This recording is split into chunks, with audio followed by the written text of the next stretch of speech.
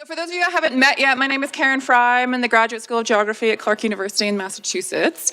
And I've really enjoyed time getting to know all of you over the last 3 days. And I've really enjoyed your talks and the interaction. So thanks so much for all of you for sticking around into this third day. So I have the pleasure of moderating our final theme, which is overarching and integrative technologies. I have the pleasure of introducing our first speaker, who is our keynote, Robert Briggs from Secor, and his you all can read, but integrated technologies for iceberg surveying and monitoring a comprehensive data collection campaign in the Labrador Sea during the 2019 iceberg season. So welcome. Hello, thank you for having me here. Thank you to the organisers for this opportunity, it's really nice. As you can tell, I've got a British accent, but contrary to Michael, I've lived in Canada for 12 years, so I don't know now what the right phraseology is for anything. It's just become confused, so it might get mixed up. I do apologise. It's been quite humbling and encouraging to be here. Like, where we work, we're a little bit isolated. We're often in the sticks a little bit. And so it's really encouraging to listen to what people are doing and to see the kind of technologies that are being applied. I know we'll be going back with a lot of enthusiasm of the things that we learned. And I really hope we can kind of grow collaborations internationally. We've been talking about what the NSF can provide, but we know that's challenging for us to enter into. But this has been a really good conference. It's really interesting. I hope we can attend in the future. So from a funding point of view, it is essential to acknowledge for this work, and I have to read this out, the United States Department of Homeland Security Office of Science and Technology sponsored the production of this material under an interagency agreement with the United States Army Combat Capabilities Development Command, C5 ISR Center, NVESD. We've also had a substantial amount of funding from the HMDC company in Newfoundland and Labrador, the Government of Newfoundland and Labrador Department of Tourism, Culture, Industry and Innovation, and Husky and Suncor have all contributed various pots of money to this ongoing and developing campaign and skill set. At Secor, so we are a not-for-profit applied research entity. We're based in St. John's. So here's the North American continent, here's Labrador and Newfoundland, and here is St. John's, and here is the Arctic Circle. So all these conversations we have about the Arctic, but we very definitely enjoy the benefits and the pleasures of the things that come from the Arctic. We have icebergs and sea ice. This dot down here is the location of where the Titanic went down. So icebergs do travel and do come down and visit us. And this circle here is where there's a lot of offshore oil and gas operators. This zone is definitely not the Arctic, but we are subarctic and we have problems from the Arctic and the challenges that come with it. And this is St. John's, this is our harbour, and we're visited every year by hundreds of these icebergs. I encourage you to visit. The kayaking is phenomenal, and we get whales. We're an applied research organisation. We have expertise in ice engineering, harsh environments, a lot of Earth observation and remote sensing, a lot of work with the Canadian systems, and we do geotechnical engineering, including operating a centrifuge. That's a 5.5 metre centrifuge. At 48 degrees north, which is approximately the line of St. John's, this is from 1900 to 2019, the iceberg severity index. So you basically get a count of how many icebergs cross that line. And so you can see in 2019, which was the year of our campaign, we're in the top 7 of the past 120 years of the density of icebergs. And this is one of our critical plots that allows us to start quantifying icebergs and worrying about them. We worry about the iceberg aerial density. This is a plot from yesterday from the International Ice Patrol. Basically, every grid cell is 1 by 1 with the count of icebergs that a mariner would be expected, how many icebergs a mariner would be expected to meet in that moment. Again, here's the Titanic, so you can get a sense of how far the southern extent will actually move. And here's a plot of the monthly distribution over the course of the season. In March, April, May, we get this, the vast amounts of the icebergs visiting us, and then they sort of diminish over the summer through to the winter. And the International Ice Patrol do a lot of work using these C-130s, and as we've discussed, these C-130s are an aging fleet, and so the future is coming, and these C-130s, from the way I understand it, are going. And a lot of work is being done on EO to actually try and to continue this service. From an industrial point of view, we do a lot of work of fine-tuning some of that data that comes from the International Ice Patrol. So here's an example of Sentinel data to do ship and iceberg monitoring. So this could be for illegal fishing, this could be for potentially security reasons or for sovereignty issues. And there's a lot of work being done to move this out of the human analyst into the algorithm development world. And to do that, you need the ground truth of where the icebergs are. So you need the training data for the machine algorithms. We worry about iceberg dimensions. Oil and gas has been operating in the Labrador Sea for the past 30 years, more or less. And there's quite a large database of observations, but these are very rough and ready. People looking at with binoculars, radar, and we have gathered up a large data set of lengths, which we can then kind of attribute to drafts and we can attribute to masses. But you can see from these laws that we use, from the limited population sample we have, there's a lot of uncertainty. And people take these design numbers and use them in loads as to what the oil and gas installations might be able to support or can in terms of impacts and things like that. We worry about shapes. So here's an example of a structure, a subsea structure, and where that iceberg is going to hit that Cassian is quite important as to how the iceberg is going to behave, how it's going to rotate. So over the course of the 80s, the 90s, and the 2000s, this development of technologies to measure the iceberg shapes have evolved. Up until the sort of the epoch we're in now, which is what I want to talk about, which is these full 3D reconstructions we're able to do. This is some of the work that we do at Seacor, where we model, we do CFD modeling, numerical modeling of the iceberg shapes impacting with, for example, this is a vessel. We can also measure them on spar buoys and things like that. So this is these are the reasons why we collect this data, and we spend a lot of time and money and effort to be able to do that for these design loads. A typical iceberg management strategy is these are called the T times. So in the center might be an installation. You have zone 1, zone 2, zone 3, zone 4. These are simulated iceberg drift trajectories. If an iceberg passes through into this zone 1, then you become concerned. It becomes a detect and monitor situation. If it comes into zone 2, it becomes a management issue where you start towing the icebergs. And I encourage you to read post-it number 20 with John Bruce, my colleague here, to learn a lot more about what kind of things go on behind the scenes once we've got this data. Once it hits kind of these zone 3s, they start talking about how to shut down the platform, and the zone 4 might be a complete disconnection. And all of these have got ramifications for safety, for the economy, et cetera, et cetera. The project we've been working on has really been growing to how can we better survey and monitor the icebergs. And it's been an evolution. I mean, this is we have some, I've only got slides here from 2017, but we kind of did the big chunk of work really grew in 2017, where we started developing the UAV technology. We operated off this small vessel here, and we've been working with multi-beam and LiDAR data, and LiDAR so that we can survey the icebergs. And we kind of did do a big step shift in 2018 where we operated off one of the supply vessels. This is a GPR, this is an ice penetrating radar that we mounted on a UAV. I'm not going to talk much more about this, but I do have some slides, or if anyone's interested, we have gone through that exercise and gathered some draft data from the icebergs. And this is the multi-beam mounted on the side of the vessel here. And then I can talk a little bit about how it works. So fundamentally, you have a LiDAR on the surface, getting the top side of the iceberg, and you have a multi-beam on the bottom, getting the subsea part of the iceberg, and we pass around the iceberg usually about 3 times to get a full data set. And then from those, because the iceberg is drifting, we have to gather the data, ingest it into a processing methodology, and we can correct for drift to pull the data sets together, which allows us to generate a full 3D reconstruction. And this is a significant amount of methodologies and time we've spent processing and developing that. The GPS tracking unit we've been using from the UAVs, it's based on a very cheap Smart one of these trackers that people use for monitoring your vessel and monitoring your car. It sits on a rubber mat, and this rubber mat has got some small teeth on it. It's about 12 by 12. They're cheap, they're disposable, we consider them disposable. And we have this is the UAVs that we've been developing that allows us to fly out to the iceberg. The tracker mat is attached to the bottom of the UAV. It's attached by a string because we don't want to actually put the UAV down on the iceberg, because in the conditions we want to operate in, it's non-perfect conditions, 3 to 6 meter waves, high winds, low visibility. So we're looking for a rough and ready solution that's repeatable and cheap, and if it goes wrong, we can just get another UAV out of the box. And here's this is basically a sequence of deployment. So from takeoff to hovering over a target. This is some ground testing here. You see the tracker on the end of a string, and then we can touch down on the iceberg, release it, and we can leave it in place to generate the iceberg tracks. In theory, we get 40 days at 30 minutes message frequency. In reality, an iceberg doesn't live that long. They roll, They're unstable. We're never going to get a 40-day track. It'd be very, very amazing.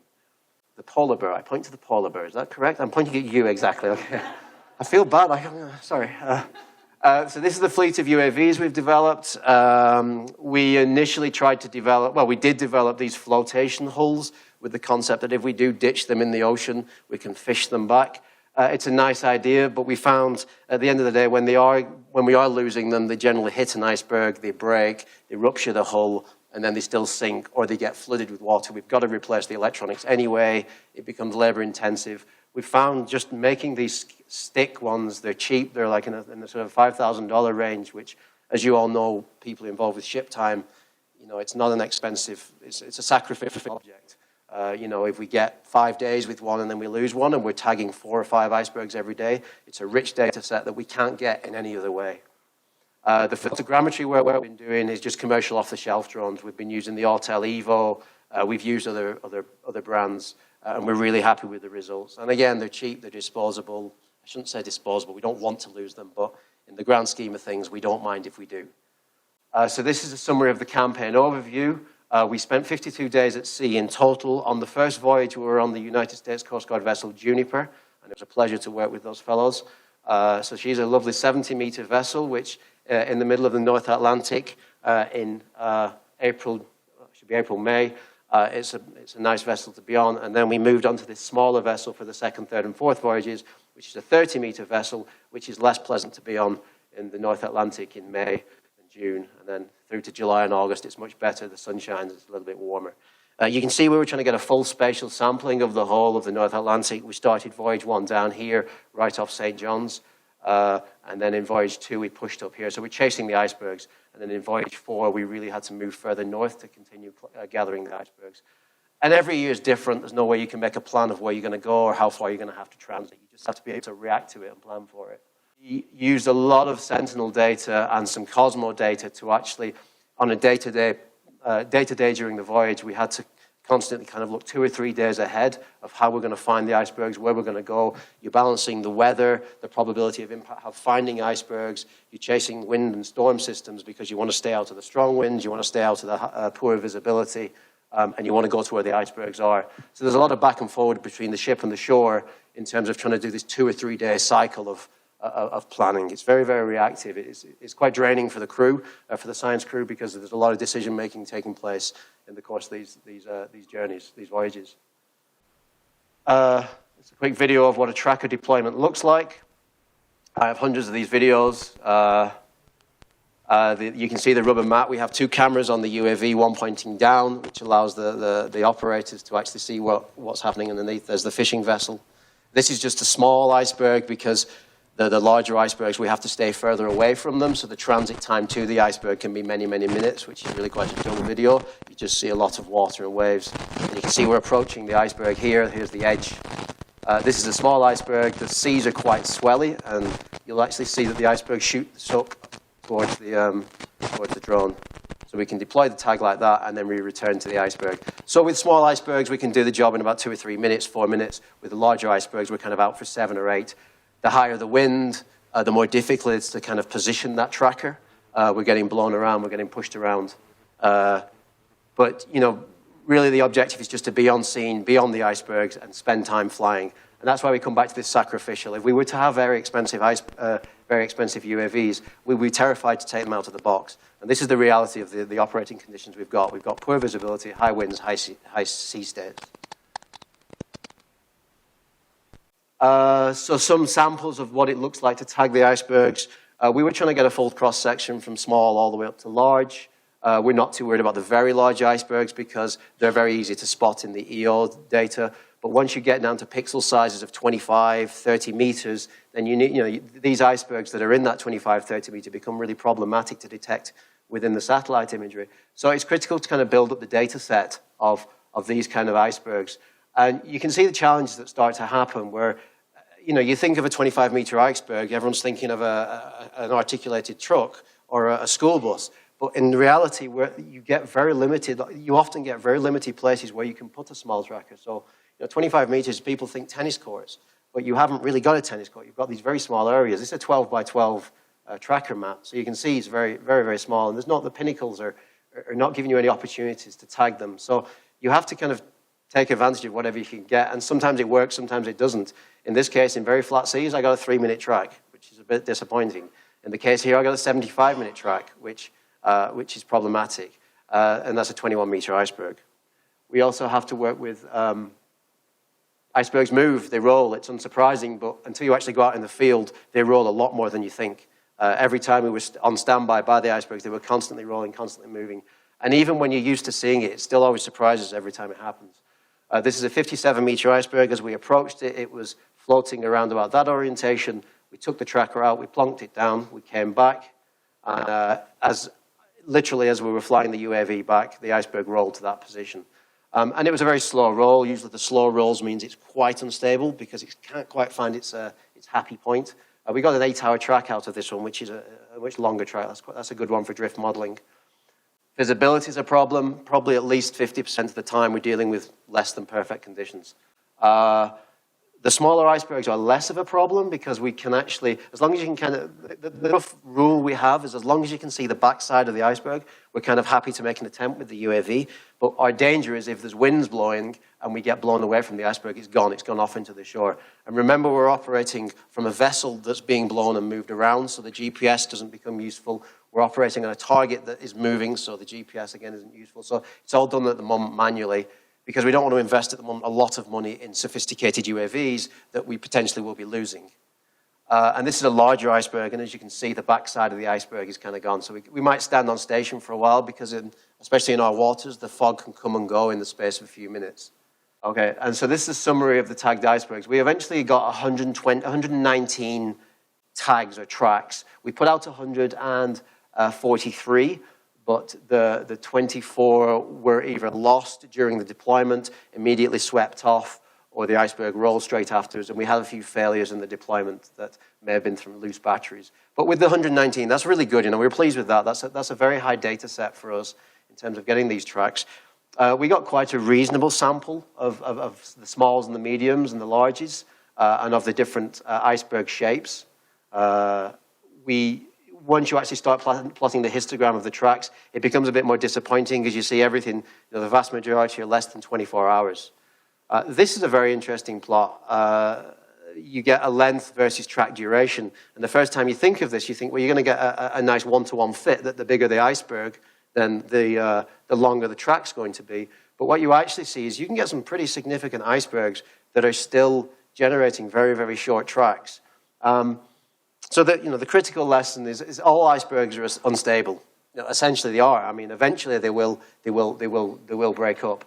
The smaller icebergs do generally yield these smaller tracks because the waves can be washing the tracking unit off. But the larger icebergs can still be breaking up. They can still be unstable. So what we really need to work towards is increasing the length of these tracks. The photogrammetry was excellent. We got really good results. There's not much. So very, very impressed by a $1,000, $2,000 drone. We were pulling out these kind of quality of reconstructions. And from this reconstruction, because 1/10 of the iceberg is floating, we can generate the mass. We can pull out the lengths, the heights, the widths. So it can add to the data set. I don't need to dwell on how the photogrammetry is generated. Some sample icebergs from the rapid iceberg profiler system, the LiDAR on the multi-beam. On a beautiful evening like this where it's mirror flat, we get some very nice data sets. Sometimes you get some occlusion because we're operating from the vessel, but the photogrammetry can fill that in. And we have been starting to look at draping some photogrammetry over the LiDAR data. We still get good results under the water, even in poor conditions. You can see that the fog starts to impact our LiDAR. So this is one of our operational challenges at the moment. How can we get a LiDAR that can penetrate through the fog that is 50% of the time in our environment? So once we've captured those 3D reconstructions, we can start pulling very accurate lengths out. So rather than an estimate from a vessel or from binoculars or just a guess, we can actually rotate shapes, pull out full lengths. This plot is, although it's not very interesting in the context of I'm comparing the length from photogrammetry to the length from the SIM system, the multi-beam system, this is really very exciting for us because never before have we been able to compare two different measurement techniques and see that we're getting relatively robust results. So although dull to many people, this is really exciting for us. And similarly with mass, we can calculate mass on the same iceberg from two separate techniques and see we're getting relatively good relatively good results. We're doing some analysis on these, and this can be to do with how clean the 3D reconstructions can be.